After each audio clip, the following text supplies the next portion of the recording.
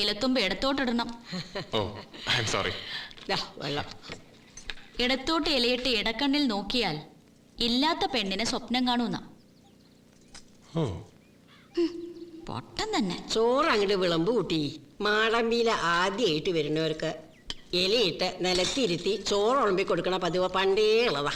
വിളമ്പുന്ന ഭക്ഷണം ബാക്കി വെക്കാതെ കഴിക്കുകയും വേണം. അതാ അതിന്റെ രീതി.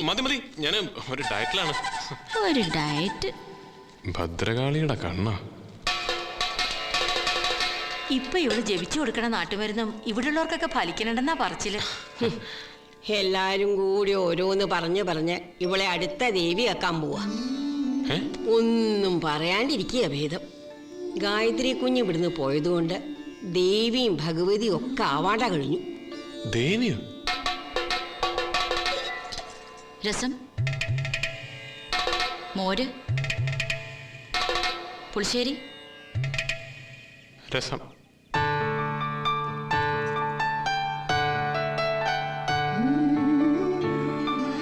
അപ്പൊ പിന്നെ ഡയറിയിൽ എഴുതിയിരുന്നതോ അമ്മുവിന്റെ കല്യാണത്തിന്റെ കൂടെ എന്റെ കല്യാണം നടക്കുമെന്നൊക്കെ. ദേവിയായ പിന്നെ കല്യാണം കഴിക്കാൻ പറ്റുമോ? പറ്റില്ല എന്നാണല്ലോ അമ്മ പറഞ്ഞിട്ടുള്ളത്.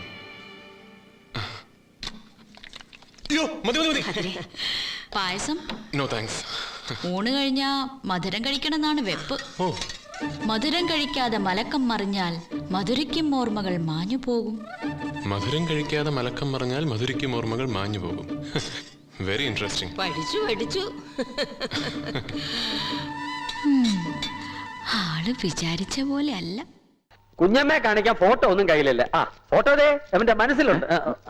ഇനി അവളെ നേരിട്ട് കണ്ട് കുഞ്ഞമ്മ തന്നെ തീരുമാനിക്കും. ഗ്രഹങ്ങളെ കൊണ്ട് ഒരു പ്രശ്നവും ഇല്ലെന്നാണ് എന്റെ കമ്പ്യൂട്ടർ കണിയാൻ പറഞ്ഞിരിക്കുന്നത്.